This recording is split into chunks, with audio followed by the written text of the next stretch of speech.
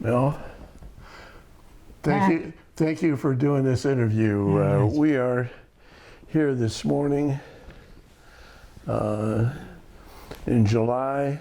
We're at the home of Melvin Mack and Nancy, his wife, and we're going to do an interview of this World War II veteran for the Veterans History Project for the Library of Congress. My name is Pat Allen, and the project is done under the guidance of Brian Powers with the Cincinnati Hamilton County Public Library. And Mel, can I call you Mel? Yes. You got my Mel? Absolutely. If you need to take a break anytime, okay, feel free to do so. You betcha. All right. Well, give us your full name if you would. Melvin Charles Mack. Melvin, Mel, when were you born and where? What's your birth date? 6/13/24, and I was born in Cincinnati, down off Eastern Avenue. All right, and what were the names of your parents?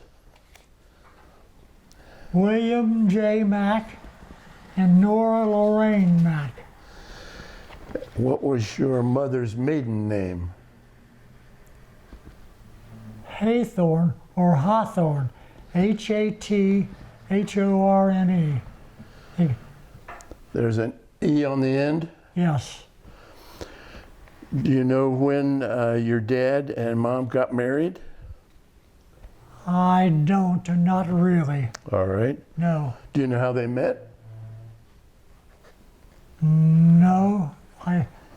I'm sure that I did know at one time, but that's been a long time ago. Well, I think at... My dad was from Pennsylvania. Whereabouts in Pennsylvania? I think it was Allentown. My college roommate was from Allentown, Pennsylvania. Yeah. And was your mom from Cincinnati? Yes, she was from Cincinnati. What kind of work did your father do? Actually, when he was working on, he worked for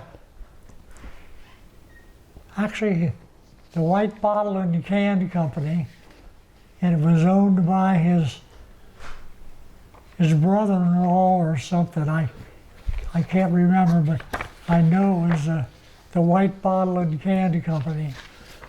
Was that in Pennsylvania or was that in Cincinnati? No, that was in Cincinnati. And did he retire from there? Yes, but and that was in it just seemed to me like it was around 1937, 38 in that time frame. All right, so you would have been just reaching your teens when he retired. Yes. Now, you have brothers. You have 5 brothers? I had 5 brothers and 1 sister. And your brothers' names, the oldest one, is that Richard? Richard. And his last name was Feldman, because my mom and dad both were married before. Okay. How'd you spell her last name? Melvin? Feldman, Feldman. All right. So when was Richard born? Do you remember? Well, he was 9 years older than I. Okay.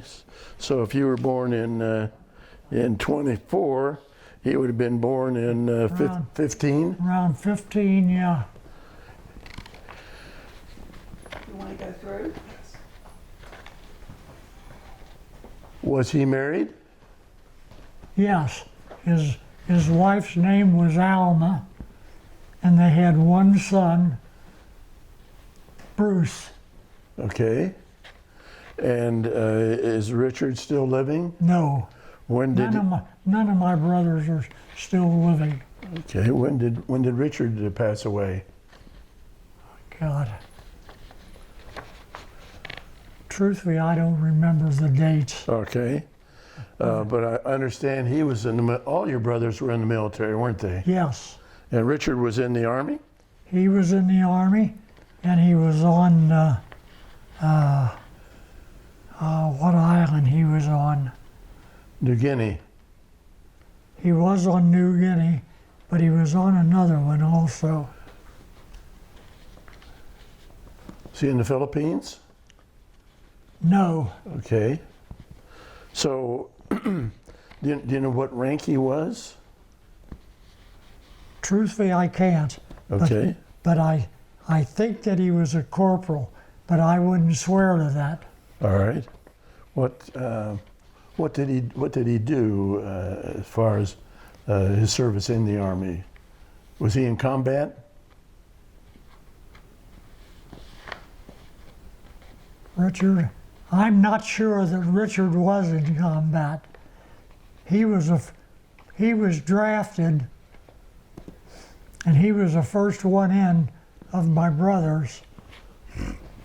All right. And who was your next brother after Richard? Was that Bill? Bill, yes. Was he in the military? He was, but he never went out of the United States. He was in the Army, and he was stationed at, I think we're over in Kentucky. Okay. Fort Campbell? Yeah, Then you have another brother, Henry. Henry. He was in the Merchant Marines. Merchant Marines. That was Yes. tough duty. Yes, And and he had 2 ships sunk under him. so, do you know anything about how he was saved from those sinkings? I don't. I know that he was picked up the first time by a Russian ship.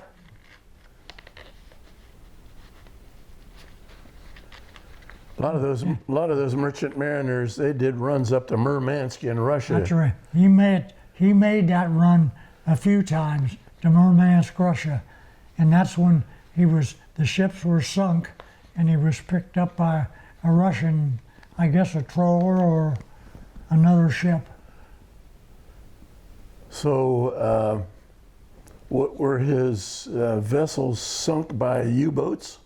Yes, yes, I understand that was a pretty hazardous trip it was. At that time anyway.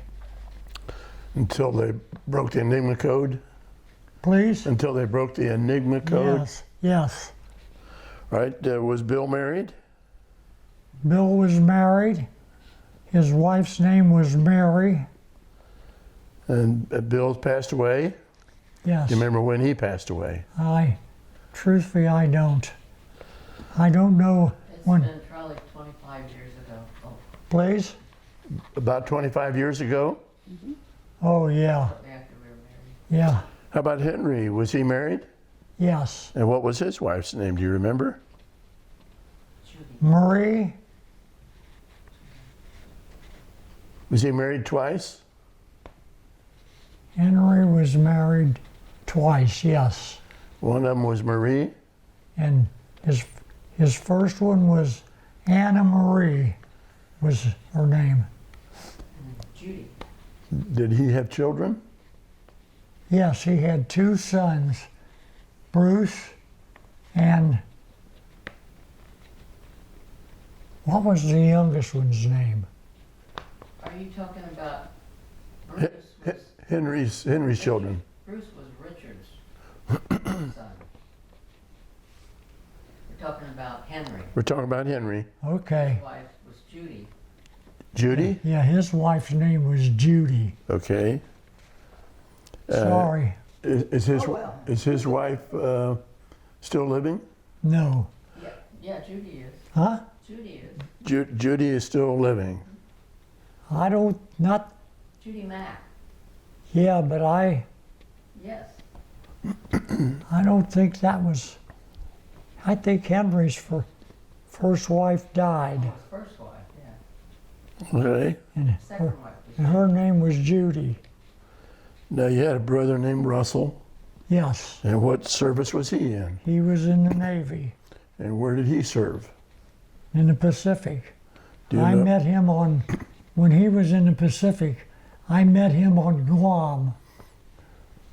And we were together for a couple months while we were on Guam. Okay, well, I know about that. We'll get into that in a little bit. Oh, okay. But do you remember what ship he was on? No, Was he on a he was on a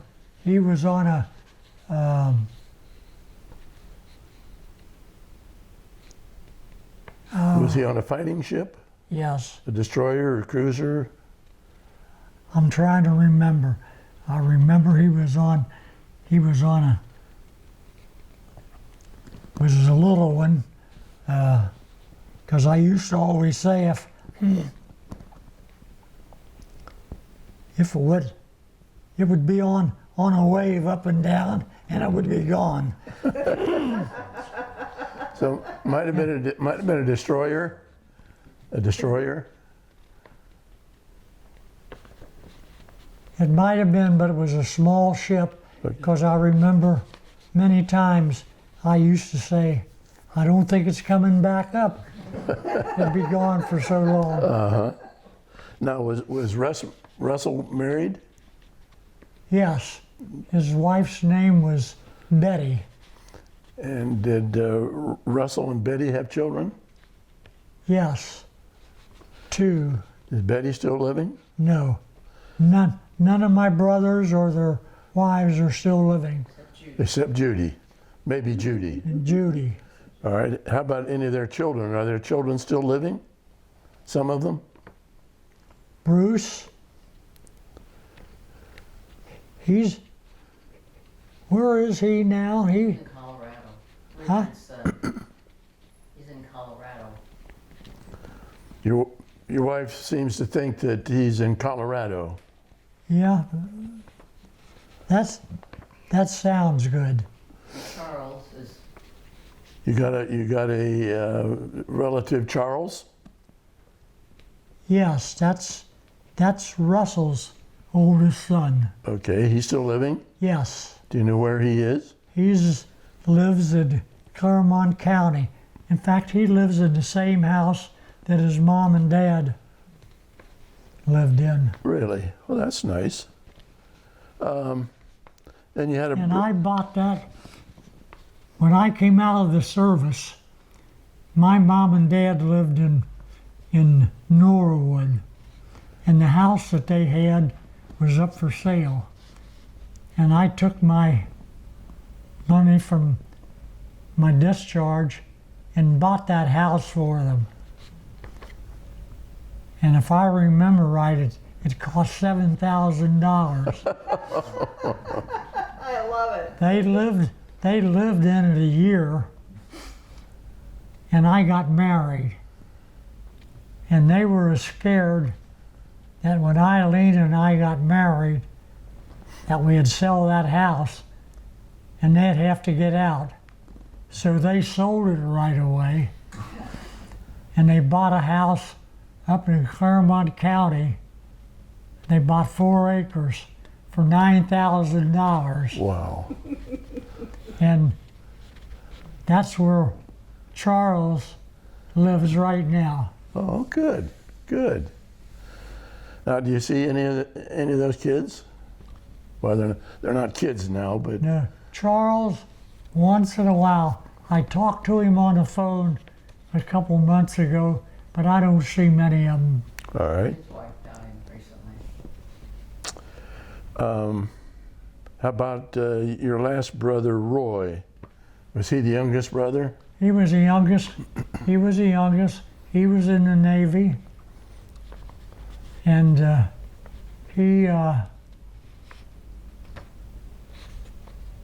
I don't think Roy was out of the States. Now, I'm not going to swear to that. But he enlisted late in the war, didn't he? Yes, yes. Well, how about Russ? Russell. His his Navy experience, was he in any naval combats that he ever told you about? I would say that he wasn't, but I wouldn't bet my life on that either. But I don't think Russell was. I think he was on Guam when I'm trying to remember where I was coming back from, and we stopped on Guam, and Russell was there, and that's the first time I'd seen him in years, you know, because I was in the service for 4 years, actually for 44 months. Well, let's talk about your education. Where did you go to grade school? McKinley and Highland, and that was down on Eastern Avenue. And after you got out of grade school, did you go to high school? I went to a trade school, and I took up automotive and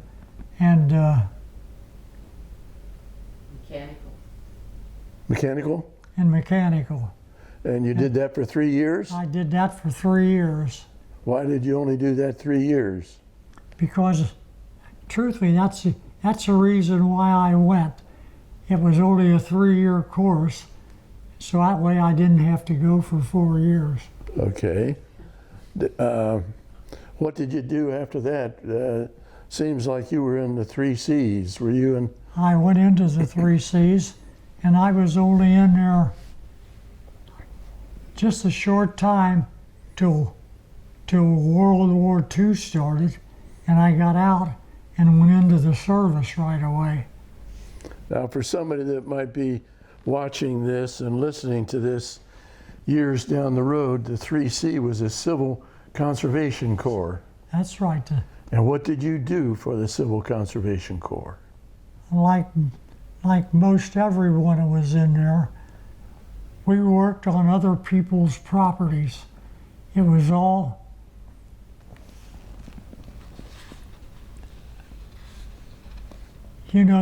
most of them where we had farms and dairy things, and we did whatever they had going right at that time.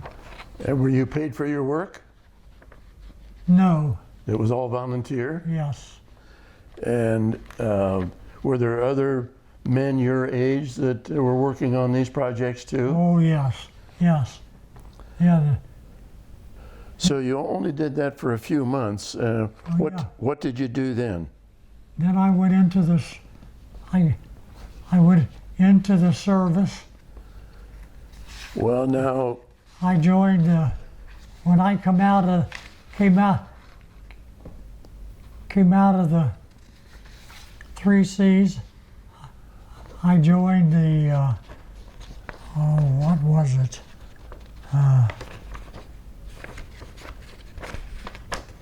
It was something else.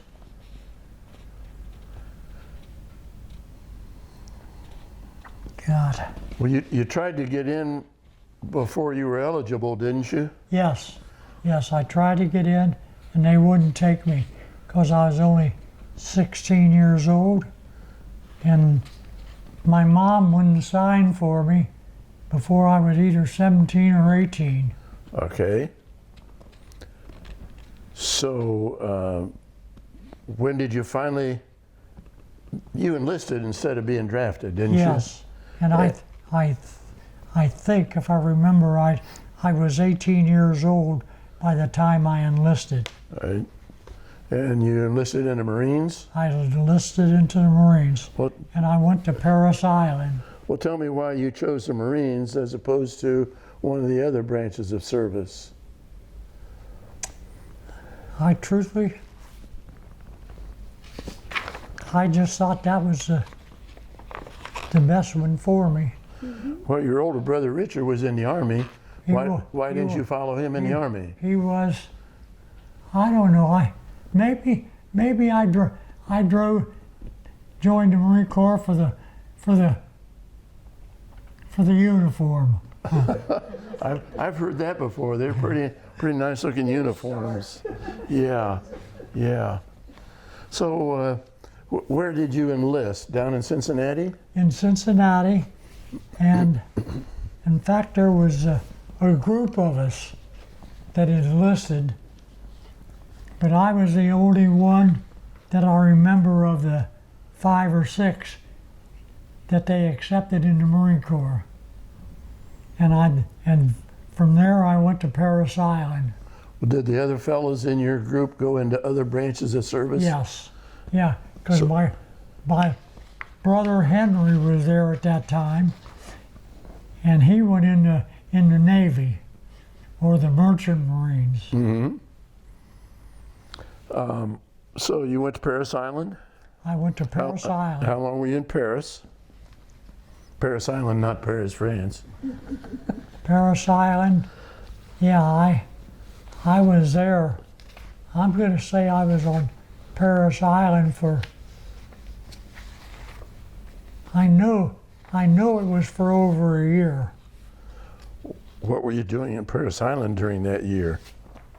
Most of the time it was all training. What were you being trained to do? Oh God.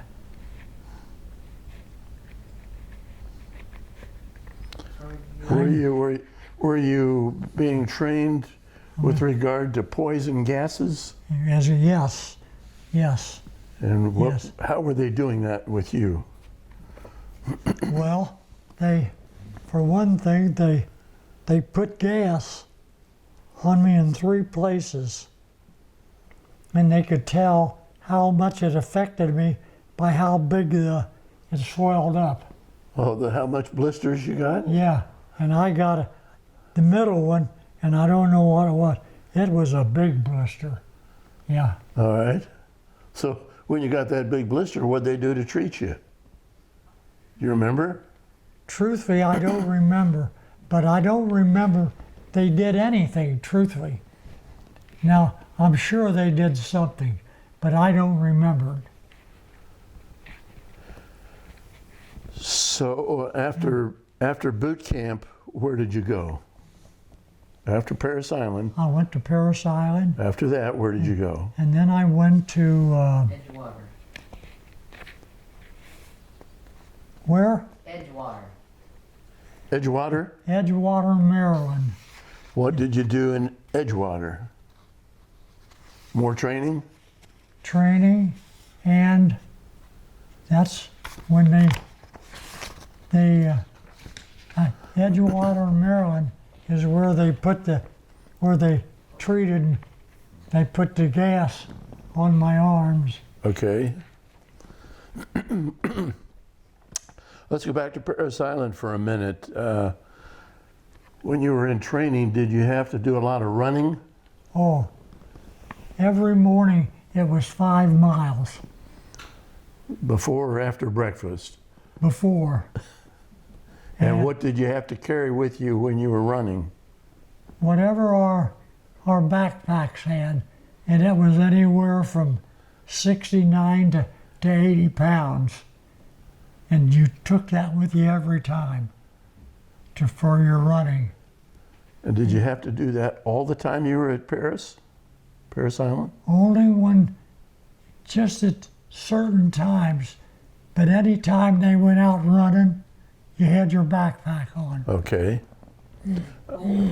Did you have to do any swimming as part of your training? Yes, Being a Marine, did you have to learn how to swim? you had to learn how to swim, and at that time I didn't know how to swim. And at that time, they'd throw you in the pool and tell you to swim or drown. Did you have your backpack on? Yes, and most of the time, I know for me, they always had to grab my backpack and get me up, because I would have drowned. What, He sinks normally. He can't float. did you, I did eventually learn to swim. Okay, that's what I was going to ask you. I Yes. lost my train of thought there for a minute. Yes, But I- you eventually did learn to swim. Yes, because whenever you were unloaded off of ships, you're down the ladders, and a lot of them fell off, you know. Right, because of the rolling of the water. Yes. And luckily I didn't, but I knew how to swim by that time. Well, let's go from Parris Island over to Edgewater Arsenal there in Maryland, and you're doing work with poison. Did you learn how to use gas masks? Yes, that. And I'm trying to remember. Well, take your time. I know it was the gas mask.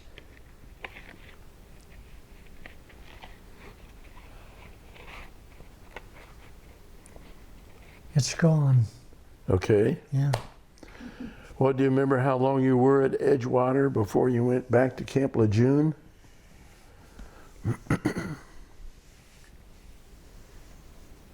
Was it weeks or months? It was months. Okay. I would say it was 2 or 3 months because we done a lot of training while we were there. And I remember going to Maryland.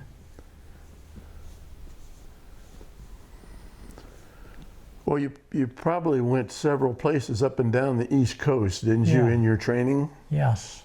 And finally, did they send you out to California? But that was when I was going over. Going overseas? Yeah, because we went to California by train. If I remember right, it took 10 days by train. Well, I've got a note here that said it was a 5-day train trip and you were in an open cattle car. Yes. Do you remember that? Yes. And when you say open cattle car, did you have seats or cots? It was just benches down each side of the wooden benches. And I remember we stopped at Las Vegas when we were there. And a lot of them got off and went into Las Vegas. Did you go? I think that I did, but I wouldn't swear to that. But it just seems like that I did. But I didn't stay very long. I come right back. Well, how did you get from the base over to the train over to Las Vegas? Walked. Walked? I mean, it was close. The train track was, when we came in, was relatively close. And when you went into Las Vegas, did you go into any casinos? Were there I didn't. casinos? I didn't. Okay. I mean, some of them did, but I didn't.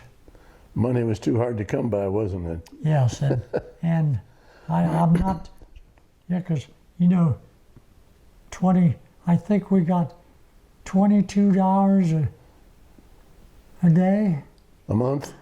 a month. Yeah, You wouldn't have gotten $22 a day. I would have joined yeah, that. $22 a day. And it had to last a month. Yeah. So you got $22 a month. Yeah. And it had to last all month till the next pay. Yes, it had to. So when you're riding in this open cattle car, was there any place to lay down to sleep? If there was, I don't remember. Okay. I know we had wooden benches. All right. Did you have to stand for part of the trip? Oh, yes. I would say the biggest part of the trip, you stood. Was the cattle car pretty full of other recruits? There was many, and I can't remember. I know the group that I was in, there was, I don't know, there was 8 or 10. Okay. So I know there was that many. And most of the time, unless you were lucky to get a bench to sit on, you stood. Well, how tall were you then? I always said 6 feet, but according to I was 5'11" 3/4" or something like that. I didn't quite make 6 feet. How much did you weigh? When I went into service, I weighed 188 pounds, if I remember right. Okay. And when I came out, seems like I weighed around 138. Now, I wouldn't bet my life on any of these figures, but that's what I remember. So where did you end up in California? Out in San Diego? We first went to Camp Linda Vista, and that was before we got to California. Okay. I mean, I think that Linda Vista was into California, but that was before we got to San Diego? San Diego. Yeah. How long were you in California before you shipped out?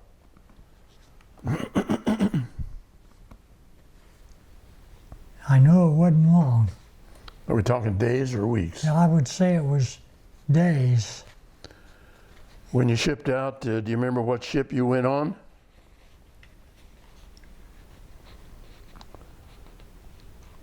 The U.S.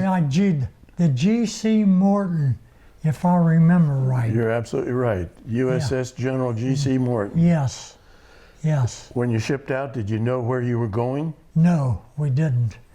And if I remember right, it took us 19 days to where we got off, and I think that was Guadalcanal. Right. And the Morton, was that an older ship or was that a brand new ship? That was your maiden voyage, wasn't it, on the Morton? I think, if I remember right, that was we were the first bunch on there, and I think, if I remember right, there was around 4,000 of us. Now, again, I wouldn't swear to that. But I know there was a lot of us on the G.C. Morton. What kind of sleeping accommodations did you have on the way over to Guadalcanal? Well, they weren't, I know that they had, I remember one thing, we were fed a lot of potatoes. and they had potatoes stacked up against the decks, you know. All right. So every once in a while we'd grab a tomato or a potato? A potato and eat it. But What? they would bring up, at lunchtime, they'd bring up cheese sandwiches or bologna sandwiches, and we'd eat a sandwich. And that was lunch. How about supper? Did they give you anything for supper? Usually, yes, they had, I know there wasn't many places to sit down,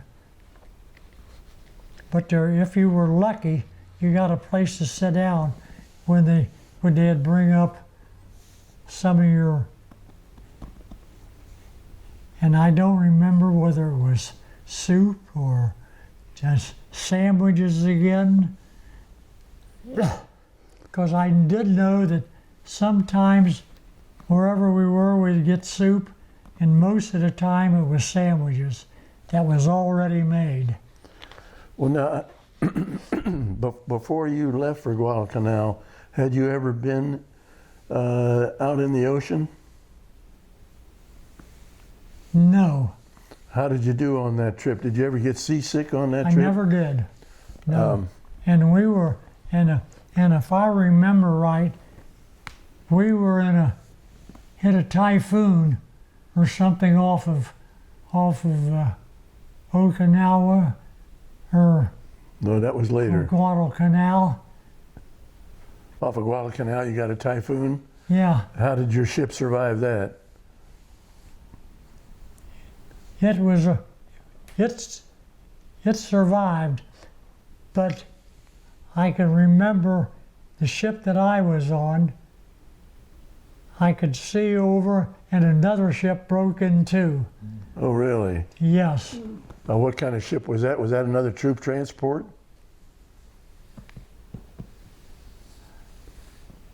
no, there was some troops on it, but it was a smaller. Did your ship try to rescue any of those? I'm absolutely sure that they did. Okay. And there was another little ship out there. God, it was, I remember it used to go up and down in the waves, and I'd figure it was gone. It would be gone for so long, Then it popped back up? and it popped back up. I forget what kind of ship it was. Do you remember how big your convoy was when you went over to Guadalcanal? Oh, hundreds of ships. Did you have any? We had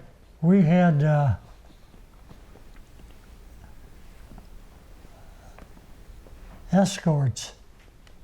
All right. Did you have any alarms for Japanese submarines or Japanese aircraft on the way over to Guadalcanal? I can't remember, By the time you got, but it seems like we did once or twice have an alarm go off, or What happened? God, do you remember what you did when the alarm went off?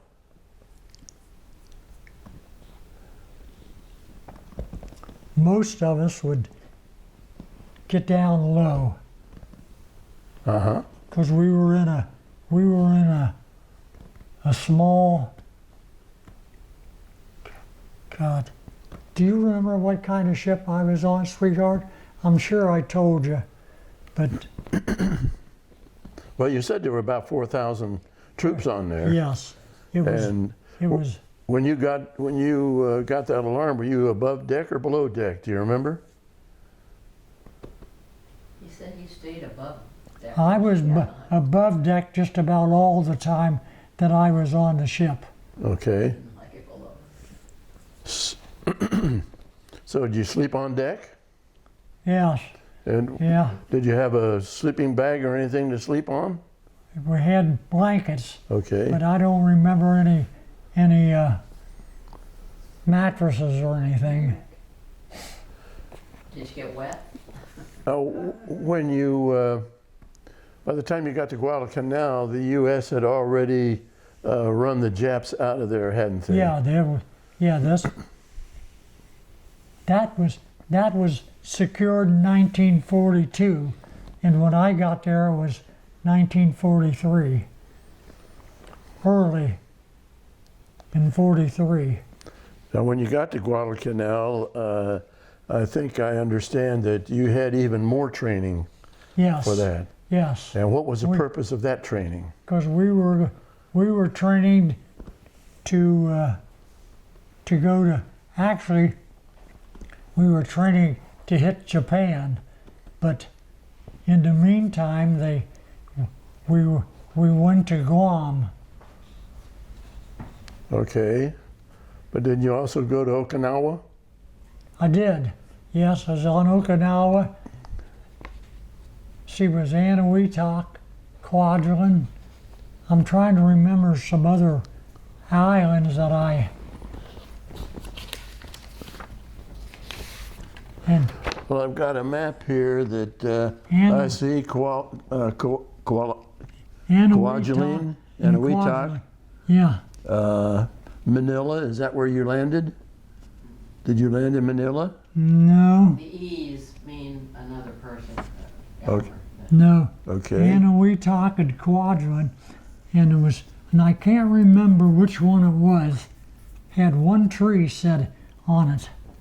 And it was about 2 or 3 inches around, and it was the only tree that was on there, and it was bare. So I would imagine that was from all the shelling. Yeah, both of those islands had taken a lot of Yes. battle. Yes, Yeah. yeah. Weren't they used- And So they were small islands. They weren't that big. right. So, but when you went there, what were you doing at both of those islands, Anahuac and Kwajalein? Actually, we were really just passing them Okay. through, because we were going from Guadalcanal. yeah. Were you on your way up to Okinawa then? I think that's where we were on our way to Okinawa, and Well, you were you were in the Marines that landed on Okinawa, weren't you? please, You were in the group of Marines that landed on Okinawa. yes, yes, that was What part of the island did you land on? on December the 1st, 1945 44. or 44. We landed on the northern. No. Yeah, we landed on the northern edge of Okinawa, because they thought that that's where they were going to draw the Japanese up to there. And that's the reason why we landed on the northern edge. And the 27th Army landed on the southern end, and they got the hell beat out of them. But when you landed north, did you then go toward the south? Yes, but I think we were on Okinawa, I forget how many days before we lost our first man. And we lost him because he did what he was told not to do, walk in front of a cave. And when he did, they shot him. So when did you start getting any resistance on your way south on Okinawa? Halfway down the island or down toward the south part of the island? Yeah, it was closer to the southern edge, because we went more than halfway before our first action. And when we did get hit, we got hit pretty hard. We lost quite a few people. Well, before you got hit, did you think that was going to be a piece of cake? Yeah, oh yeah. Yeah, everybody couldn't believe that we'd been down there that long and hadn't seen anyone. So can you describe for us how the Japanese were dug in the south part? Well, especially on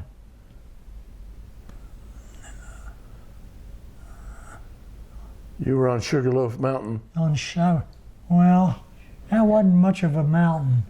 It was a Sugarloaf Hill, and that's all it was. Truthfully, when I saw it afterwards, I couldn't believe that we lost that many people on it. And if I remember right, we lost something like 1,900 people Out of your unit? Or totally? out of totally. And that wasn't that big of a hill. But they had it so long, they were dug in. Did they have bunkers? And had bunkers, and they had tunnels underneath. Caves? Yeah. After the fighting was over, did you ever get down into any of those caves or bunkers? Yes, but only not too far down. but we did.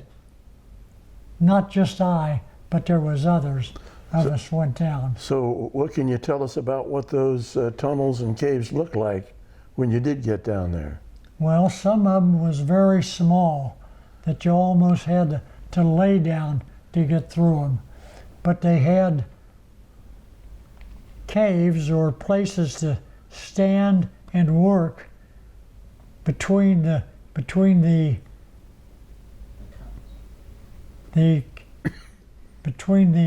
Tunnels. Yeah, the tunnels. the tunnels. Between yeah. the fighting positions, they Yeah. could Yeah, work down inside the cave? yeah, they would have tunnels down there, and they'd have a big room here, then they'd have a tunnel and a big room where they could move, and they'd take different weapons and that back and forth. Okay.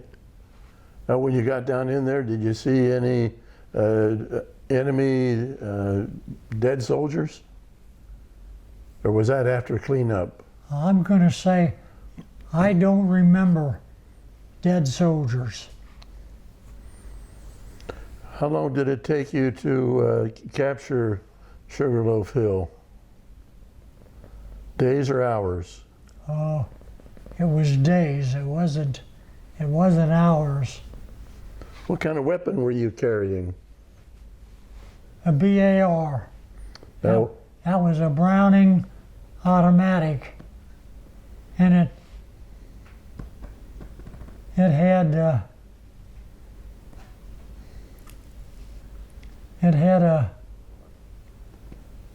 clip in it that would hold God, I can't remember whether it was 15 or 20 rounds at a time, you know. did you have a bandolier of ammunition you carried? Had two of them, crisscross, holding on each one. Yeah, And did you use that during the fighting? yes, as whenever you could, you had to reach up and get a band, not a bandolier, but they come in clips, and there used to be I can't remember whether it was 10 or 20 rounds at a time. It seems to me like it was 20. 20 in each clip? Yeah. Do you remember how many clips you carried on your bandoliers? Well, we always had 3. We had one and we'd have 2 on our bandoliers. And when you were in battle, did you still have your backpack with you? Oh yeah, yeah. Now, did you have to dig in yourself? Did you have to dig any trenches? More than once, and you got as low as you could get. You weren't always lucky enough to get below ground, but if you give you a few minutes, it didn't take long to dig. You used your helmet, You used your, so dug as fast as you could, well, why did you use your helmet instead of your shovel? because it was easier to get to. You could just take your helmet off and start digging, and you had your shovel hanging on your back, and you didn't take time to reach back there to get it because the shovel didn't do as good a job as your helmet. Well, what kind of ground were you digging in? Was it pretty soft sand or? It was, well, it wasn't really soft sand, but it was a sandy and ground mixed. Okay. Yeah, and it dug pretty well with your helmets, because you'd get as low as you could get. And would you move from foxhole to foxhole from time to time? Yeah, and you hoped whenever you moved, the guy that you're moving into his area, that he dug one as low as you did. Did you have any injuries on Okinawa? Did you get shot or shrapnel or anything? I was lucky, I never did. Have any near misses? Oh yeah, yeah. I had a hole in one of my helmets where they had missed.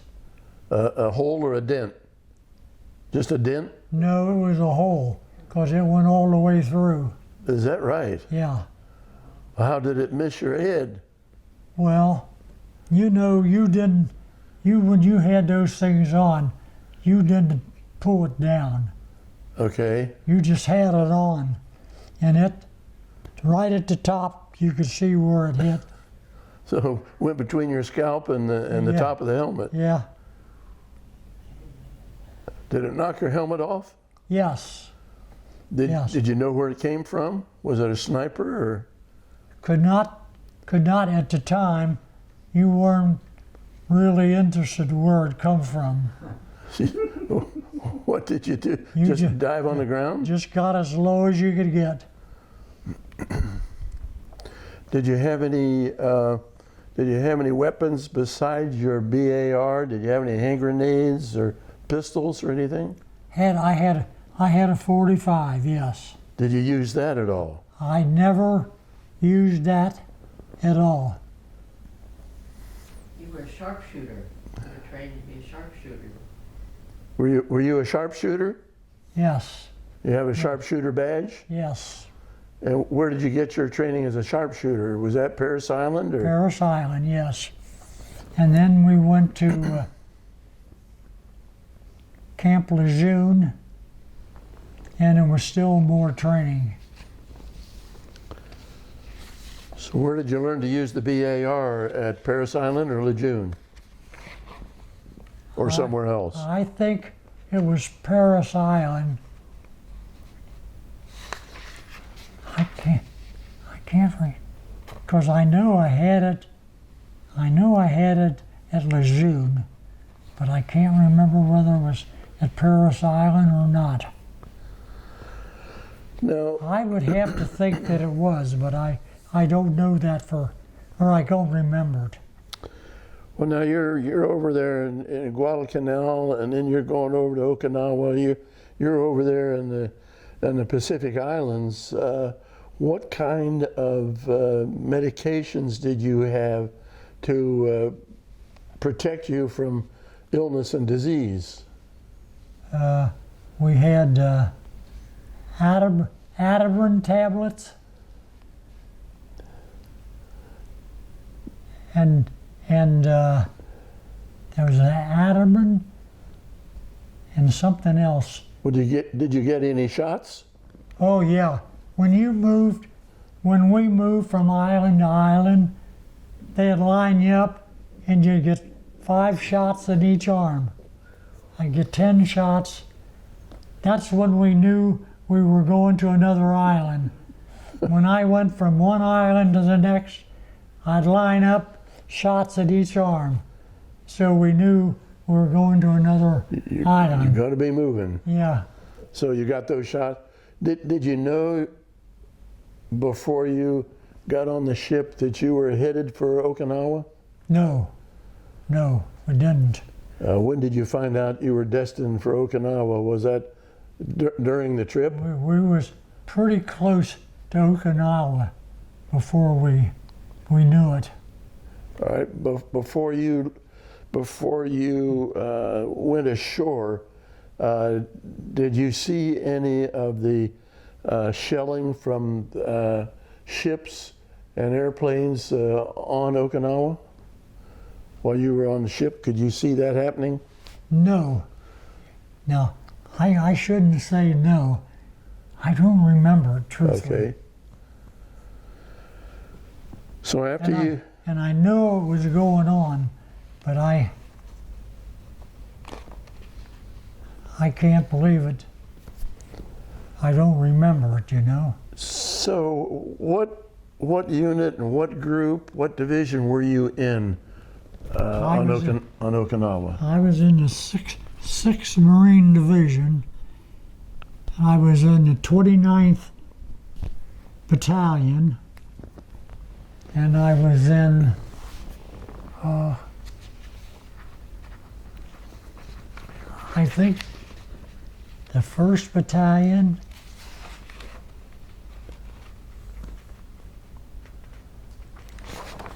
were you in the 29th Regiment Battalion? Yes. And were you in both companies G and C? Well, it started out K Company. Okay. And I think when we landed, they changed it, and why I don't remember. They changed it to G Company. And were you in the 2nd platoon?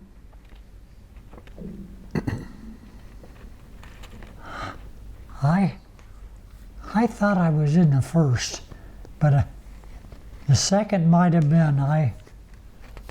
Well, I've got a note here that you were in the 2nd platoon and you were a squad leader. Yes. And what did you do as a squad leader? What were your duties?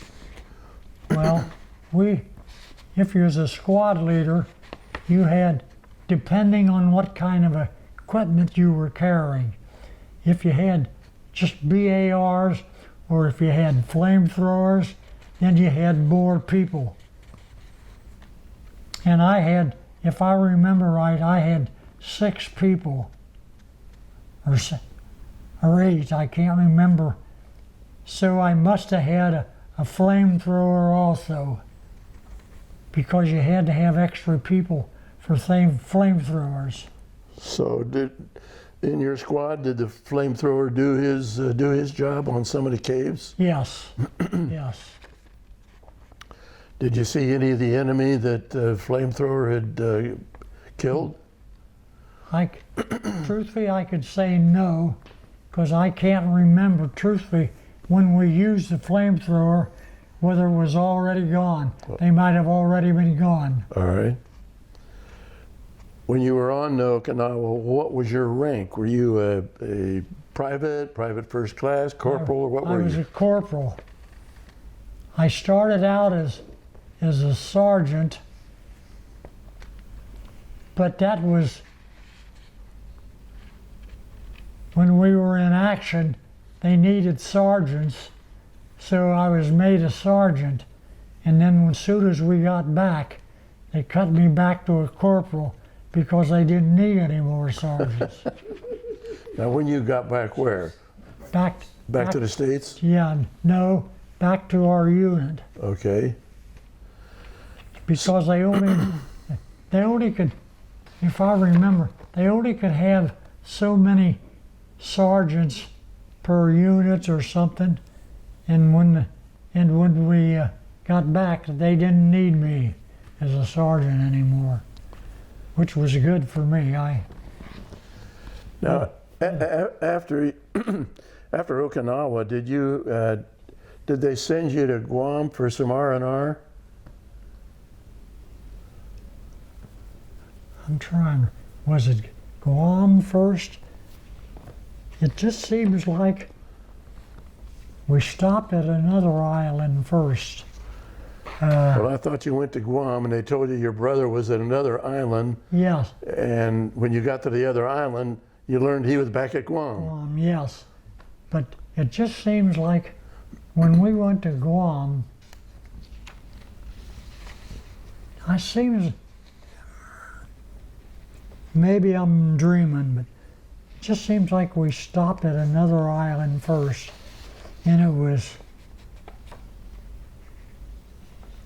For beer? Biggie, a real screwy name.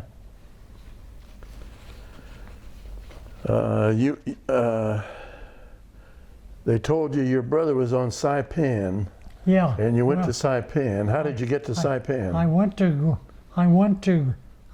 to Guam, and I asked him if my brother, I knew he was in the area somewhere. And they told me he was on Saipan. And this was Russell. And that's Russell. Russell. So How did you get to Saipan? I thumbed a ride on a B-29, and they took me to Saipan, and I dropped off. And when I checked with the people there, they said that he had been transferred to Guam. So did you go back to Guam? So I got another B-29 back to Guam, and I met Russell there. And we were together, I guess, for 2 or 3 months before I was shipped out. Well, I know there was a lot of action on Saipan, and you told me about this island that just had one tree. How much damage had been done on Saipan when you got there? Was that pretty well beat up by bombs and shelling? It was, but not near like that other island. And we don't. I can't. And we talk. Was it Eniwetok? Eniwetok. Yeah. So And it, when you left Okinawa, what was the terrain like there from all the shelling and bombing and? there wasn't much of anything. It was pretty bare of places. There wasn't, I don't know of any buildings or anything that was, Postcards of another vet that died, a friend of ours, was there. Now here's a postcard that says Sugarloaf Hill. yeah, Is that what it looked like? that's about what it looked like. But to me, it looked smaller than that. Oh, can you see that? No. Can you zoom it in? How do I? W or T? Yeah. W? Well, whichever one gets it closer. That get it closer? No. There Yeah. we go. Can you see it?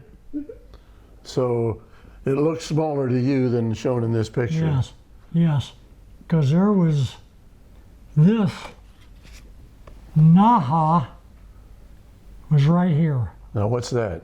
That was the capital of Of Okinawa, and that wasn't very far away. In fact, I was really surprised that it was that close to the area. Well, in addition to Japanese, did you have Okinawa civilians that were fighting against you? No, if I'm sure that there were at times, but not in the area that we were. Now here's a postcard of Naha. Can you see that? A little bit. Hold it over. There you go. Were you involved in this? Yeah, the Taking of Naha? Sugarloaf Hill was just a. Can I see that? Or Mm-hmm. Did you get involved in that? Naha? I was right there. I wasn't there at the taking of Naha. No, we come in later, and Naha was already Secured? secured when we got there. Yeah. He volunteered for Sugarloaf Hill. Why did you get involved in Sugarloaf Hill? Well, they had to do a lot of cleaning up. Well, did you volunteer or were you Yeah. assigned to that? No, I volunteered to go in and help. Well, why did you do that? There were a lot of Japanese on that hill. Yeah, but hey, it happens. I would have rather been there than back further, Why is because you're that? up close to what's happening. But you're more danger up there than you were behind Well, lines. Not to me, not necessarily, but it's there. You were. God, I'm trying to remember and. Well, I'm looking at a postcard of a captured gun on Oraku Peninsula. Was that on Okinawa? Yes, and that was you was. Can you see that? Yes. All right, were you involved in that? Were Yeah. you on Oraku Peninsula? That doesn't ring a bell. so I'd say no. Where you were fighting on Okinawa, did you ever see any gun emplacements like that the Yes. Japanese had? Yes, Was that typical? yes, yes. Yeah, they had them partially buried, and they did that because there was so much shelling from the ships out there. They had buried them to save them as much as they could.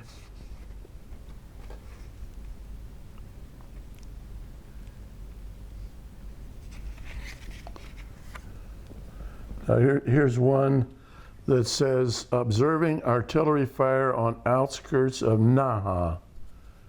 Did you see any of that? Yes. Oh yeah, many. There was many ships out there. I would say probably when we first went in there was probably 100 at least. All kinds of ships, you know. Seems like I've read or heard that Yeah. the landing there at Okinawa was maybe the biggest one since the D-Day. Yeah. Is that right? There was I'm trying to think of the aircraft carrier there. I thought was the Roosevelt. Okay. Now, here's one that's titled "A Flamethrower in Action." Yeah. Did your guy on your squad use a flamethrower like that? Yes, the same kind of flamethrower. and that's a terrible way to die. Oh God, it stinks. Oh, does it? Oh God, yes. Now, in movies that I've seen, it shows Japanese coming out of tunnels on fire. Did you ever see that happen? I saw that, and they didn't get very far because that stuff just hung on them. Because when you was once hit with that flamethrower, that oil or whatever it was stuck on you like glue and burned.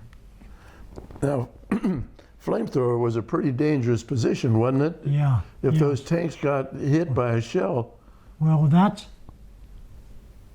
those guys were always some of the first ones to get hit because they hit them to stop the flamethrower.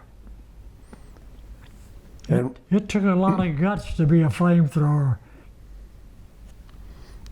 did you lose any in any of your units? Flamethrowers? Yeah. Yes, Did you? yes. Um, We were they shot themselves, or were their tanks shot and then exploded? Well, they were shot most of the time themselves. Okay. Yeah. Because that's the first thing that they tried to hit.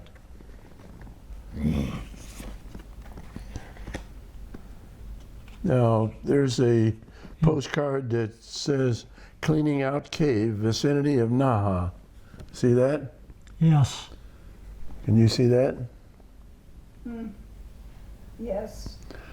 Did you do any of that type of activity, cleaning out caves? No, I was lucky to get, but you didn't want to get in that unless you had to.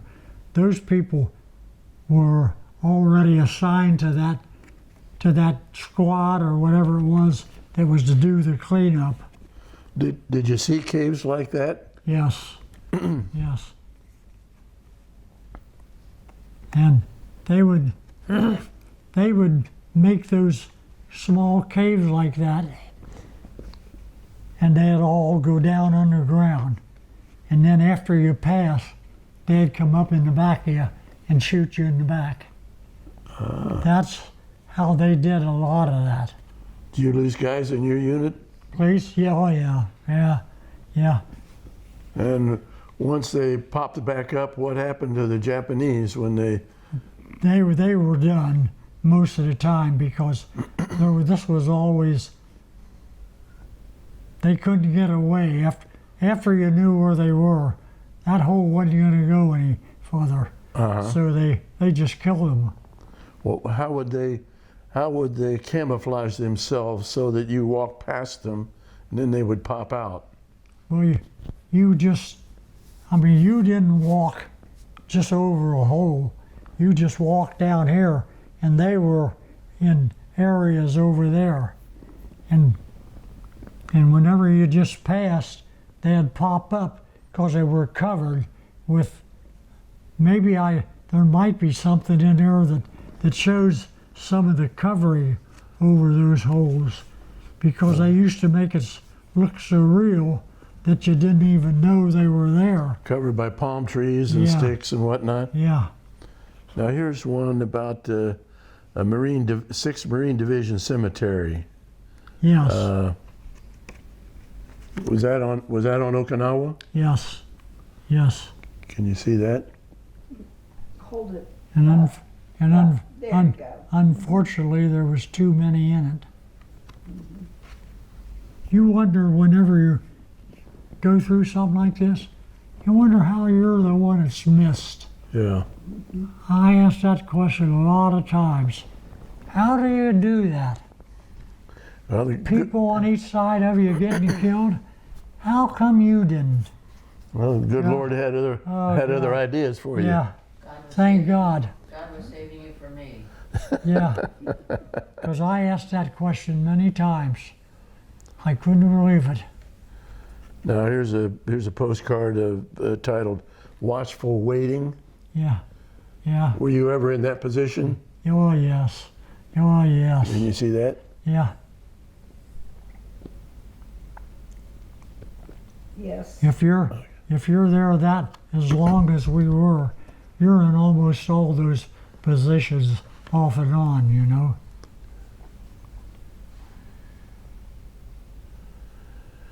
Now, did you have tank support for your unit? We did, yes.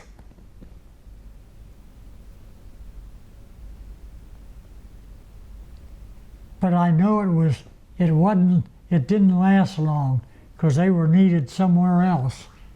But I remember we had a tank going in. All right, here's a card with tanks in action, outskirts of Naha. Yeah, Did you see action like that? yes. And we had the old tanks. We didn't have the new ones. See that? When were you crossing the road and a tank came by? Where was that? Did you have a situation where you were on a road and a tank came past Yes. We were, not just me, there was a whole platoon of us or a company. We were crossing a road and a tank came by and cut us off. And the ones on that side got killed and we on this side lived because they were bombing and a bomb hit on the other side. you? An American bomb? No, A Japanese shell? yeah, a Japanese shell landed on the other side and killed all them. And this side, we were just just went by just in time. So if the tank hadn't gone by, you would have been on the wrong side of the road. I would have, or it would have killed all of us on this side also.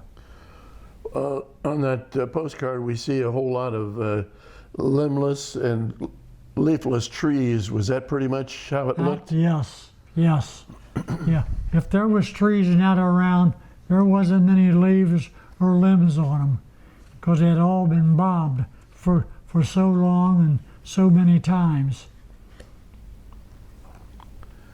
Here's a postcard that says Motobu Peninsula on road to Nago. Were you ever there?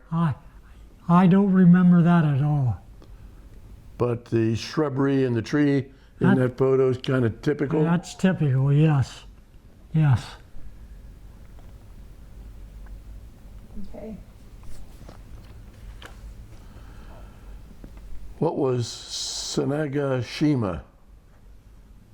Was that another island? Sanagashima? See, yeah, that was probably another island. and I wasn't there as far as I know. Okay. So you're back in Guam, and you're visiting with your brother Russell. Yes, And then after that visit, were you getting prepared to go to invade Japan? yes. We were loading ship at the time. We were loading ship when they dropped the bomb. When did you know you were going to be invading Japan?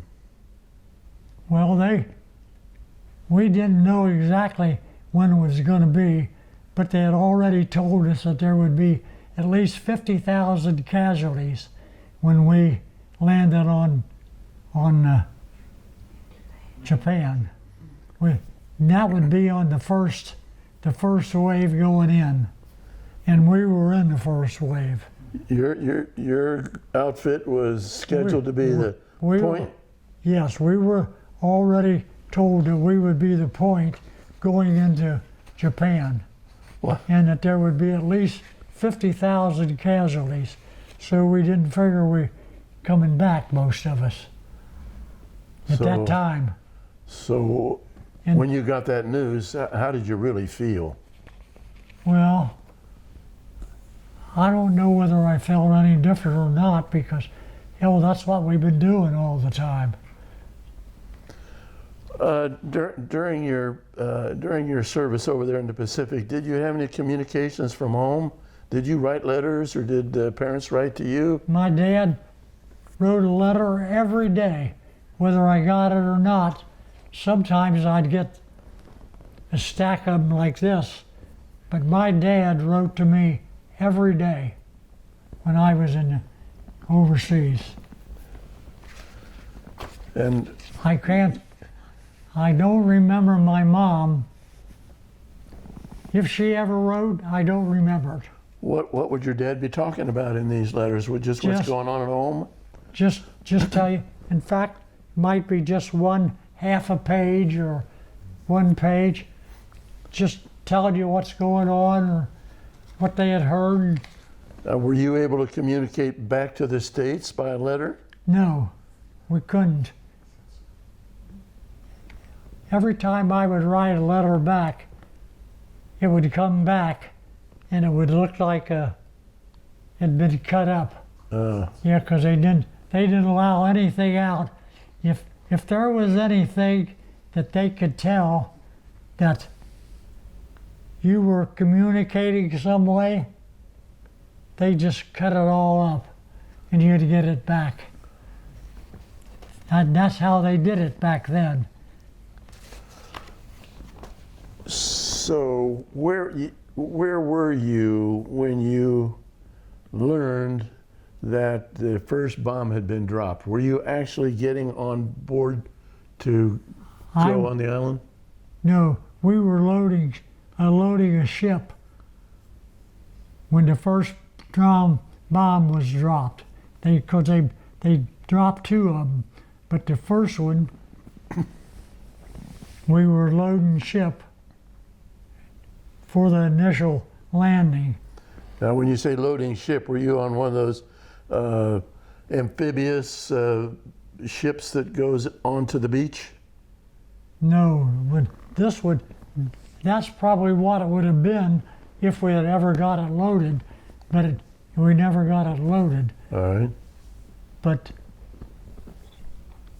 when they dropped the first bomb, we stopped everything. Then they waited, I can't remember exactly how long, and they dropped the second bomb. And I think, if I remember right, that was just 2 or 3 days or 4 days. Right. Then when the second one dropped, Japan surrendered. Japan surrendered. But how did you get that news? I think they just all started blowing whistles and Ray, Ray, Ray. I'll bet you were one happy Well, fella. I was one happy person. Because when And we kept loading ship even after they had dropped the bomb. The first one or the second one? Both of them. We were still loading ship because they were sending me, or the group that I was in, they were sending us to China. And that's where I ended up, was in China.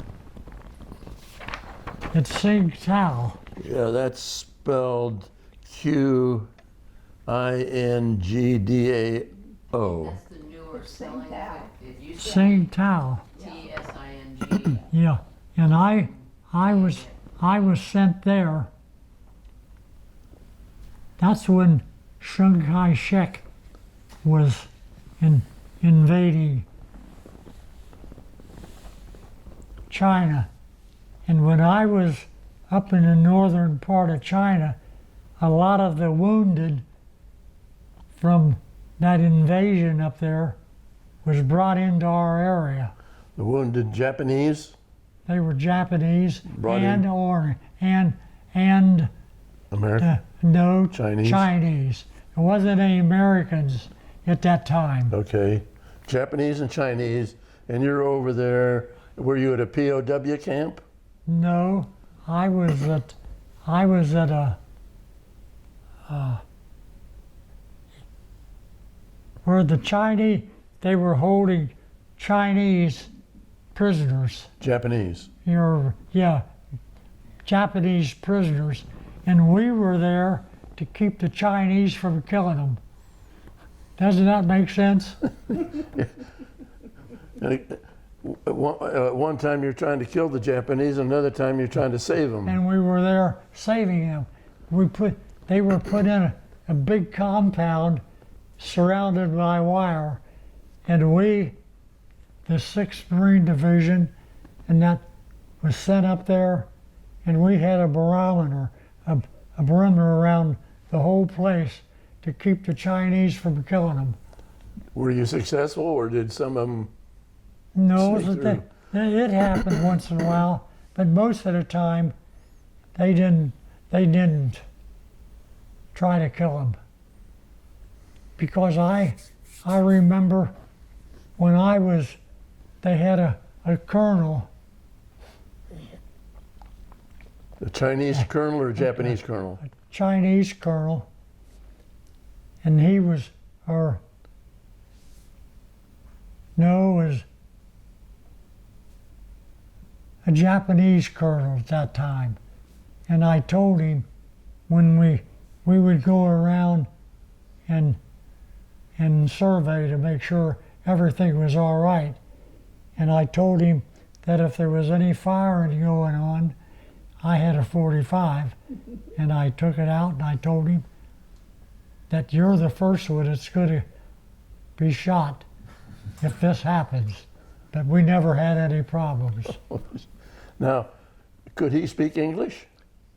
Very little, but all those officers, Chinese and that up there, could speak some English. Okay, Chinese Yes. could speak English, Yes. Japanese could speak Yes. English, Yeah. a little bit. And all of them a little bit, yes. Just enough to keep themselves from getting killed anyway. Well, how long were you over at Tsingtao then? God. Months or weeks? I'm going to say it was weeks, but I can't remember. Do you have it there, or do you have it there? I truthfully can't remember how long I was. Well, you were there about 5 months, Yeah, according to this note. Okay, I might have. Yeah. Then that was probably right, because I've lost a lot of that already. Can't remember, you know. Well, what kind of accommodations did you have there at the camp where you're protecting these Japanese? Did you have any wooden barracks, or were you in tents, or what were you living in? We were in tents. We weren't in any. Now the officers had had a metal, Quonset hut. yeah. How was your food? Not the officers. How was your food as a enlisted man? I had to say it was pretty good. Oh, I, Thanksgiving. yeah, yeah, even for Thanksgiving and that. They had, you know, at Thanksgiving, the officers came through eating turkey because the turkeys that were delivered to us was all covered with maggots. So what the officers did, they would wash them all off, flush them off with hoses, and eat it. And they did that so we would eat it. So whenever we got a turkey, we knew that they washed the maggots off of it for us to eat it. And it tasted pretty good, if I remember right. Now, when you were being transported by ship from one island to another, did the Navy personnel get better food than you did?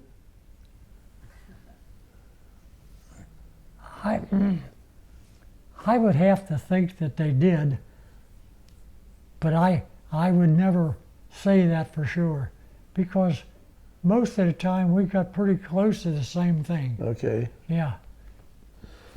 All right. Tell them about the Guam, the natives on Guam. You didn't. Please? The natives on Guam, how did the natives treat you on Guam?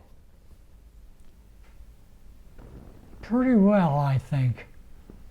What were the occasions when you would interact with any of the natives? When would you see them or talk to them? Or when you were on Guam, either with Russell or before?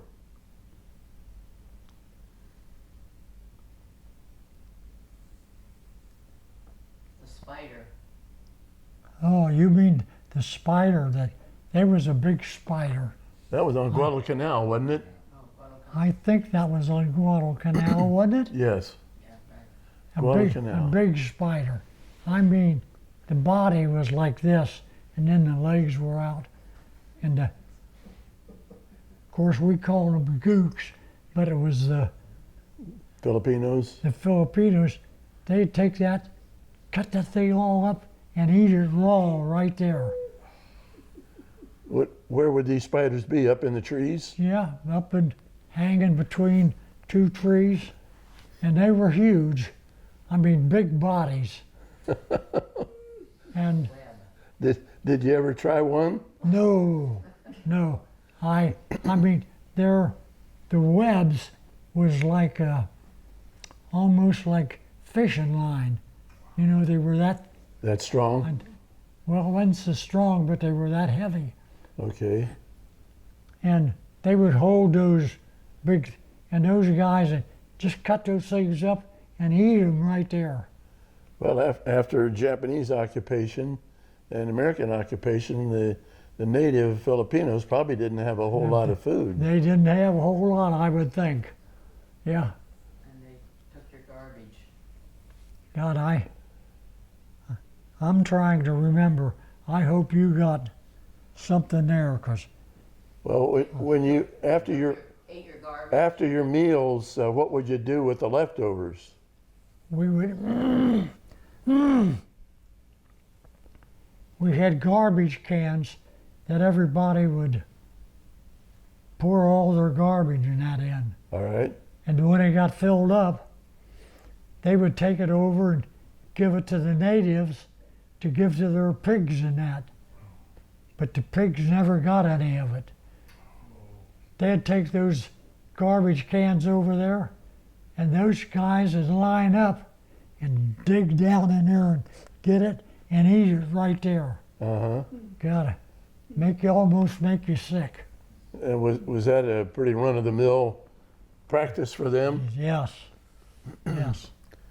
Did you or any of the guys in your group ever give any food to the Filipinos? Oh yeah, but sometimes they wouldn't take it, and especially if you give them bread and that, and it had butter on it, they wouldn't accept it.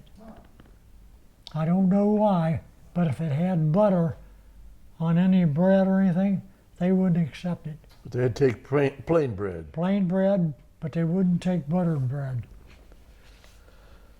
So after your period of time in China, did you come back to the States?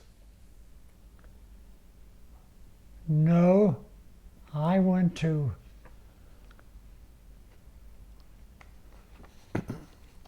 where did I go when I Well, I show here in February of '46, you came back. You came back to the States. yeah, it was February, I think it was the 10th of February, if I remember right. Maybe it was But it was in February. in February when I came back to the States. How did you get back to the States? By ship or by plane? By ship. We landed at the same harbor that we left from, You landed at the same pier too, didn't you? the same pier we come back to when we went overseas. And after that was over and we come back, we landed at the same pier. I don't know how many weeks or months later, I can't remember.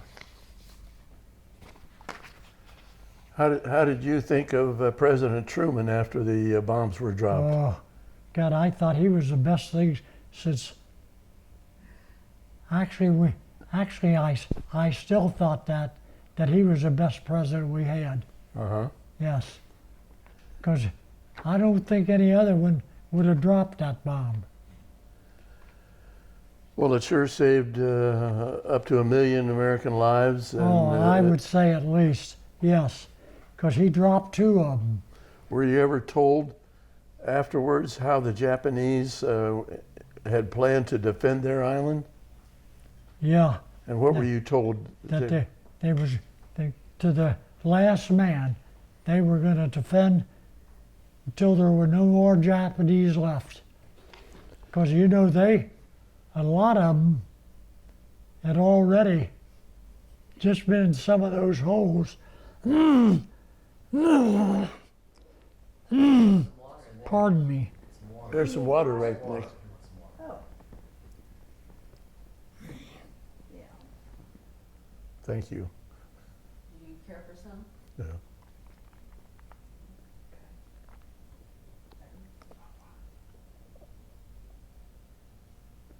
He's been talking an hour and a half. That's a long time. Would you like a drink? No, I'm good.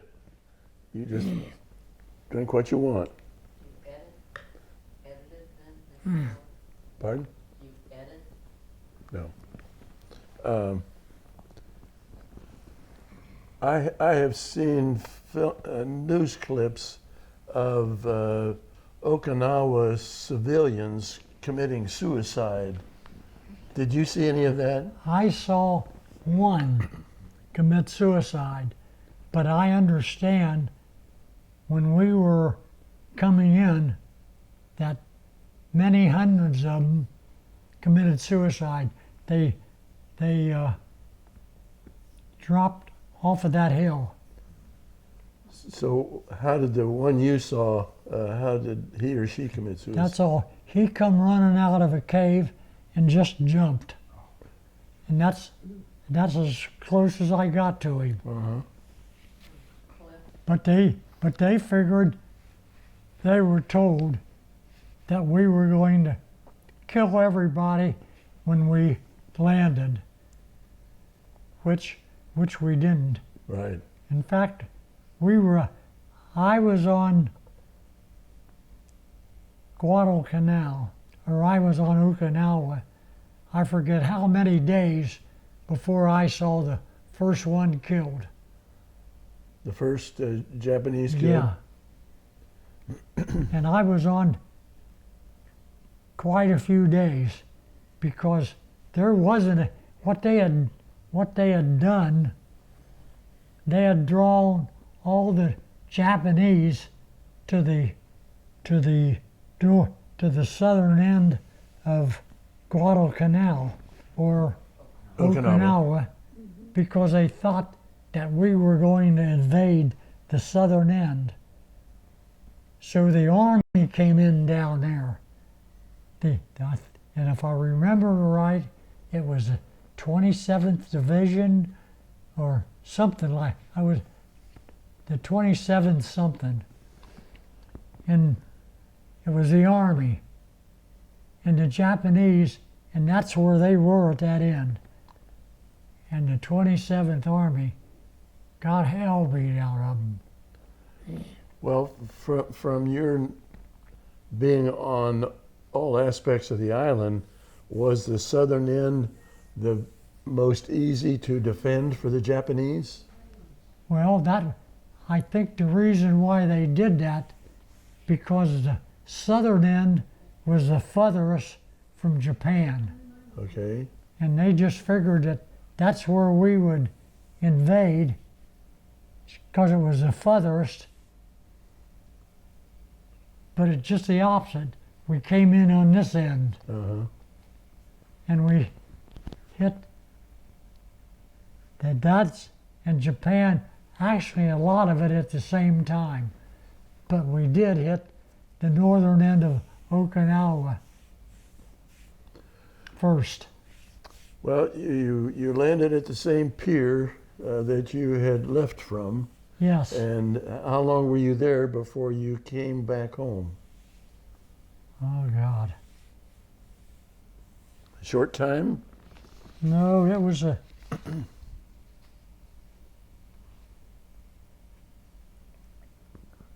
It was a while, I think. So did you go to Camp Pendleton first? Remember going to Camp Pendleton? I think... Was it Pendleton? Maybe it was. That's what my note says. You went Well, to Camp Pendleton. Oh, if that's what it says, that's where I went. Then you took a train to Chicago. Yes, that's where I was discharged in Chicago. Now, was the And- train ride a little better to Chicago than it had been in the cattle car? I'll say this: the car going there was we even had You have a dining car? a dining car, yeah, and I'm trying to remember I'm trying to remember the captain that discharged me. God. Well, I don't have his name here. Well, I just had it and lost it. I think it was Comicello. It was either Tomasello or Comicello. Was captain. He was the one that discharged me from You might have signed the discharge.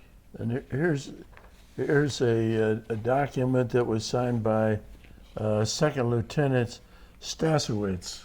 You remember him yes, discharging you? yes. Stats was he was.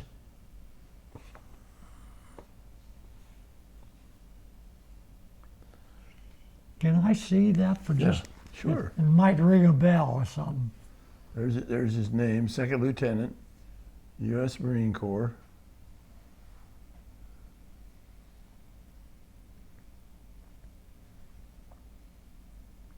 Well,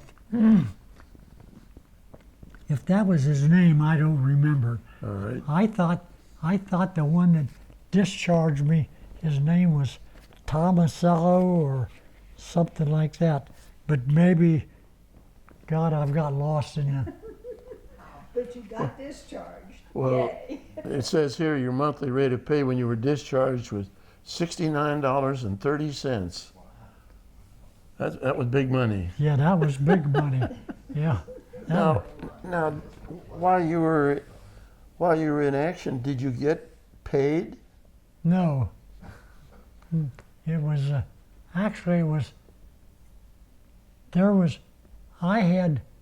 when I got mine, I had $25 to taken out of my pay or whatever they charged for war bonds.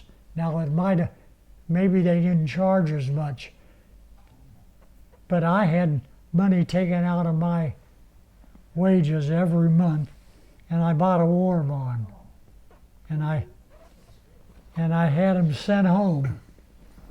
Well, I was just a kid when you were in the war, but I can remember, I was born in '39, and I can remember saving pennies and nickels and dimes and my parents let me buy war bonds. And And- it just seems like they were relatively cheap, but I can't remember what it was. But I bought one every payday, and I had it sent home. And by the time I got home, my mom had already spent all of them. Oh, thank you, Mother. That's it. That's the truth. That's the God's honest truth. We're like that. I'd been saving all those years, and when I got home, it was all gone. What'd she spend it on? Just house expenses? Whatever, anything. Now, I think you told me you had a sister. I had a sister, but she was killed while I was in the service. What was In her fact- name? God. I don't have it on any of my papers. She was a stepsister. He didn't know. Was she a sister or a stepsister? A stepsister. Did you know her very well? No. In fact, I met her one time.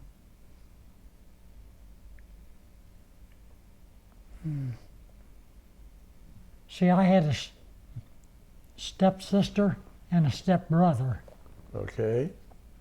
Do you know his name? Richard, and he was 9 years older than me. Okay. And my stepsister, I don't have any idea how old she was. Probably pretty close to the same. And I think you said she was killed while you were overseas? Yes, How did you she know? was shot. She was, and other than it was a, Was it a robbery? probably it was a sexual thing. The domestic problem. Domestic violence? Yes, yeah. Here's a picture of a good-looking guy in a good-looking outfit. Yeah.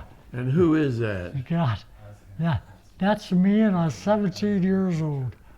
God, Oh, I haven't looked that good since. that's good.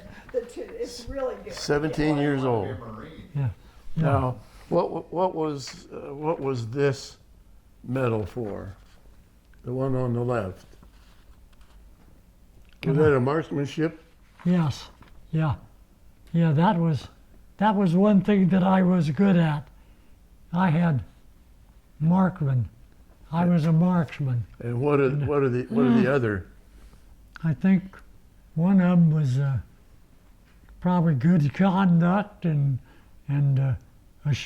probably a sharpshooter and oh God, truthfully I'd have to see them to know what they were for. And that was a PFC, The a arm private. the arm jewelry was PFC. Yes. And then I think I got one where I was finally a corporal. And Right. Now, after you got to Chicago and you got discharged, did you come back home to Cincinnati? After discharge? I think that I did, but I don't know whether I come right back. I think, God, maybe you could tell me, but Well, what did you do when you came back? Did you get a job somewhere? I had a job at the National Marking Machine. I think it was a marking machine. Yep. I was supposed to get my job back when I come back, and I was supposed to get all the bonuses and raises they got while I was gone. But when I come back, they didn't. Oh, they didn't have your job? Did they give you bonuses? Or they had a job but didn't Yeah. give you a bonus? Yeah, they had a job, but they didn't give me all the raises and the bonuses that the other ones had got. So I quit. I told them I wasn't going to accept it. So where did you go to work then?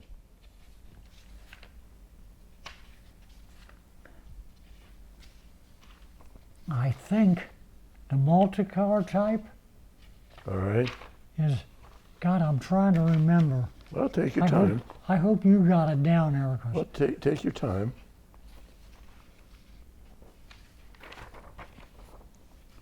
I think it was the multi-car type.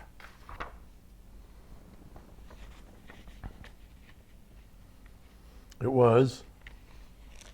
And if I remember right, I started for, was it $1 a day? Or $1 an hour? Or was it, no, I don't think, I think it was some place I started, and it was 95 cents an hour to start. What did you do at Multicolor? I was a packer and a sorter. What they did, they got at that time, it was Campbell cigarettes, Lucky Strikes, all the soups from Wrigley, and I sorted them and packed them for shipment Okay. to other countries and to other companies. Okay. And how long did you work at Multicolor before you went to Ford Motor Company? I'm gonna say a year, but it might have been longer than that. It might have been a couple years. What did you do at Ford Motor Company? Were you in assembly? I was in the, oh God, I'm trying to, because I'm trying to remember the first job I had at Ford, and I don't remember that was on an assembly line. Did you ever get into management at Ford? I did. What did you do in management? Were you a supervisor, or what did you do?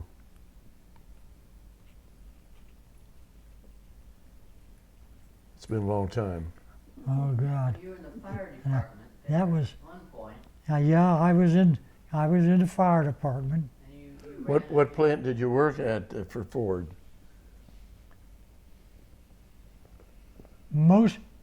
I started at Fairfax, and that was the first Ford plant. Then they opened one in Sharonville, and I was the first one in Sharonville. And I got that one set up for plant engineering and the other ones. Then they opened another one in Batavia, Yep, I think Batavia plant, yep. and I went up there for a short time. And then I went back to Sharonville. Did you retire from Ford? I retired from Ford in 1987. God, So what have you been doing in retirement? What activities have you done?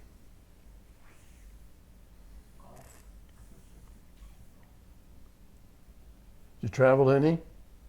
Oh, yeah. Nance and I have been all over the world.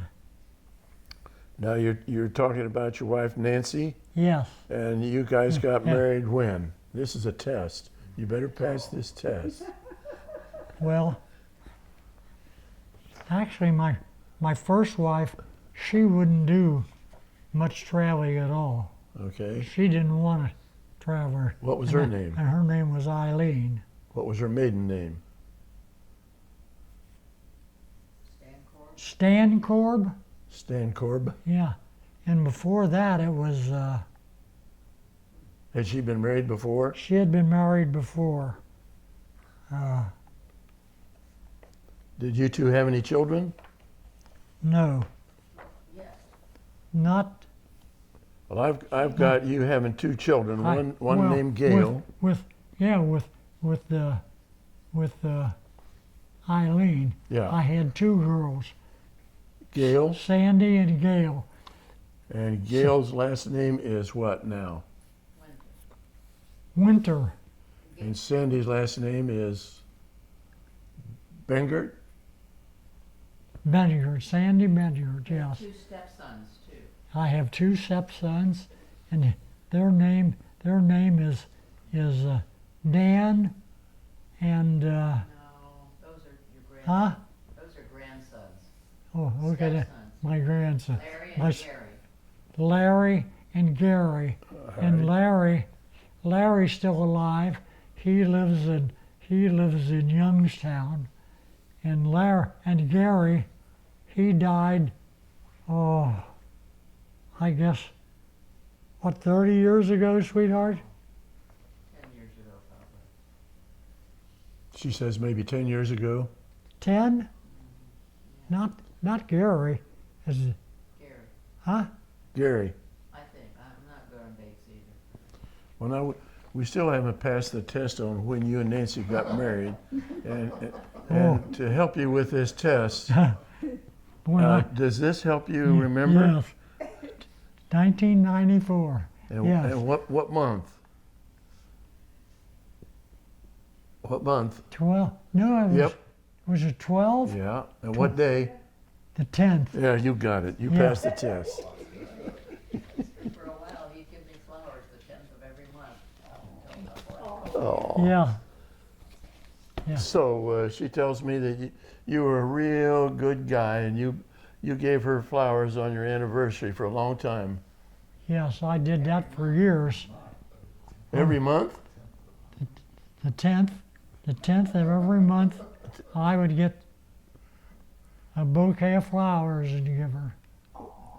Man, you were spending all of your retirement money. Yeah, I did. I can't remember how long did I do that, sweetheart. Up until we moved here, let's say. Yeah, I know it was. I spent a lot of money on flowers. But he spent a lot of money on golf too. He played golf. Yeah. Oh, you like to play golf. Oh yeah. Now, where I- did you belong to a club? Well, actually, it was California. Okay. That was down in Cincinnati, Okay. and I played there. When I met Nance, I was playing golf anywhere from 5 to 7 days a week. Now, did that change after you got married? Oh yeah. Oh yeah. Yeah. I Yeah. figured that would. How did you guys meet? How did you and Nancy meet? Dancing. Yeah. Dancing? Dancing. Yeah. And she's a good dancer. She is a good dancer. Lessons, ballroom lessons. And how about yourself? Were you a good dancer? Well, I thought I was, but she'd probably tell you. What he was good at was keeping me safe on the ballroom floor, keeping me away from all these other people. Yeah. That were taking Uh-huh. legs at me. Well, is there anything that we really haven't covered about your experience? Hi. Hi. Uh, Your fire experience at Ford. Did you have any? Did you have to put out any fires or anything when you were at Ford? Oh, yeah. What Yeah. what kind of fires did you have to put out? Anything that had to do with a plant. Uh-huh. And boy, Were you a fireman or were you head of the fire crew? no, I was a fireman. Uh-huh. And we had some bad, had an explosion where one of the truck drivers was killed. Oh. In fact, I had just stopped I'm trying to remember this. You God, just stopped something? His shift. I stopped the fire truck when it came in to the plant. I stopped it before it got into the plant. Okay. And I told them that they couldn't come into the plant because I didn't allow anything on. God, It hadn't been, Well, yeah. where did the truck explode? Was that in the plant or Yeah. outside the plant? No, it exploded in the plant, but I had stopped it outside when I was on duty. I stopped it outside the plant, told them that they couldn't take it in until they got it. They had to get it. cleaned, What was it? cleaned somehow. Yeah, somehow ever they clean them. I told them they couldn't take it in the plant until it was done. Uh-huh. And then I was relieved from duty, and the guy, Walter,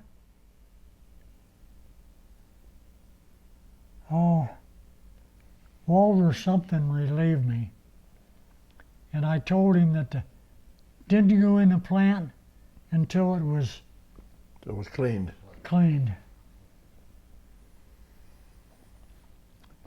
And then after he relieved me, I left.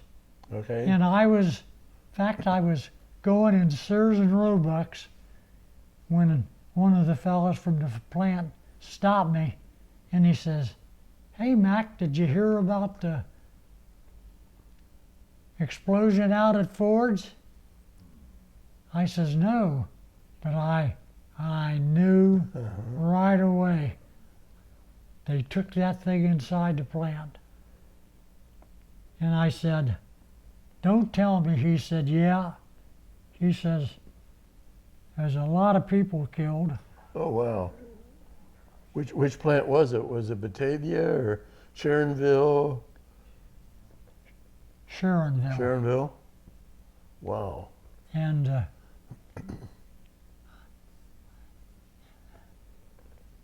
And I'm trying to remember.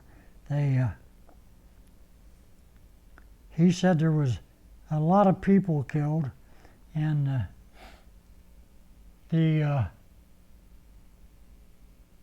fire chief was killed. Ford's fire chief? Yeah, Oh, wow. and I'm trying to remember his name.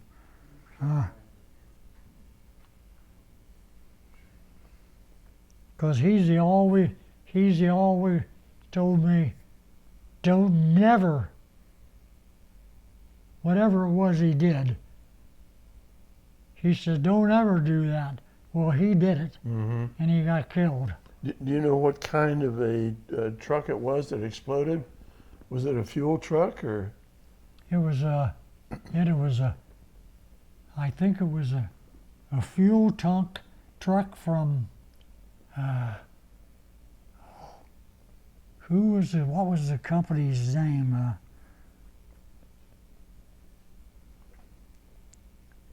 That's what, they carried a lot of those fuel trucks. And with all the machinery and everything, you probably had a lot of machine oil and stuff like that that Yeah. was delivered. and they delivered it, and that's the truck that exploded, and it killed the Fire chief. fire chief, the Ford fire chief. It killed the driver of the truck, and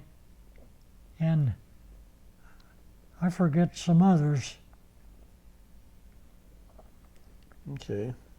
Well, you've done a good job here. And if I had been there, I'd have probably been one of them that would have been killed, or maybe not, because I probably wouldn't have let it Let it go come in. I might not have let it go in. Yeah. But it all depends on how much pressure they put on you, because they were putting pressure on me when I stopped it.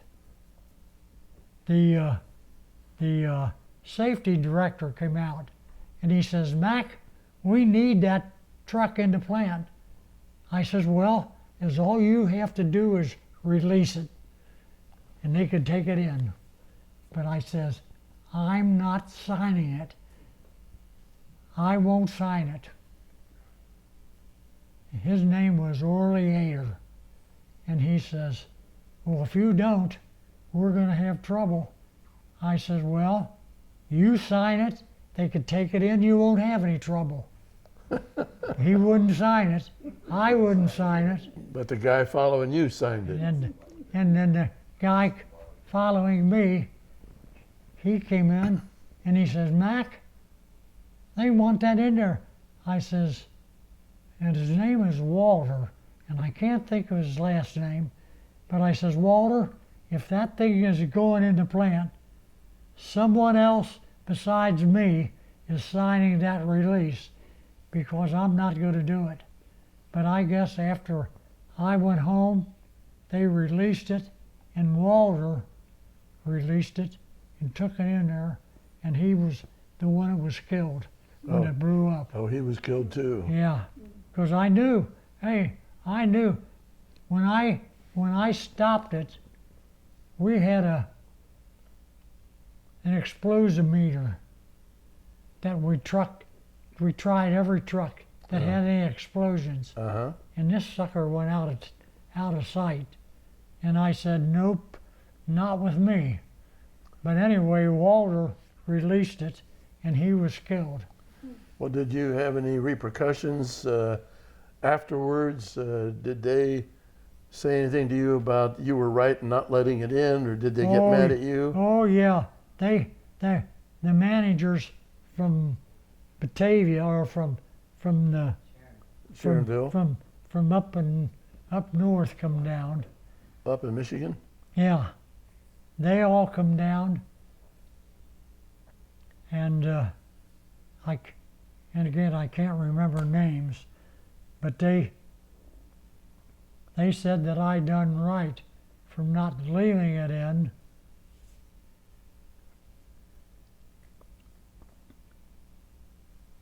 But I can't remember. Well, God. you did right, and you don't have that on your conscience, letting Oh. that truck go in and killing people. Oh yeah, well, I can't remember what, other than the driver of the truck and Walter And the fire chief. and the fire chief. I don't know of anyone else that got killed. Look, I've been at you for a long time. Thank you for giving me this interview. Yeah, you And betcha. thank you for your service. You betcha. You betcha. But I'm sorry I didn't do too well. You did wonderful. Beautiful. You did wonderful. Now, Yeah. I wanted to ask you, all of your brothers that were in the military, none of them sustained any injuries, did they? No. In fact, Henry, he had 2 ships sunk under him. I remember you telling me Yeah. that. He was in the Murmansk run going to Russia. Right. And Russell, I don't think Russell ever left the States? left the States. Roy, I know he didn't. Russell was on the lawn, but me and Richard. Roy, Bill. yeah, Bill didn't leave the States. He was in the Army, but he didn't leave the States. Russell did get overseas. He was on Guam. Right. And Roy, he didn't get out of the States, but he was on, where did he go? He was the youngest, so I don't. Yeah, he was the youngest, so I can't It was remember. at the end of the war when he joined Lifetime. Yeah, you told me earlier that he didn't enlist till toward the end of the war. Yes, Yeah.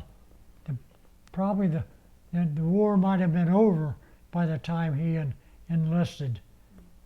Okay. Well, thank you very much. I have enjoyed this Well, very much. Well, thank And you very for much. doing this.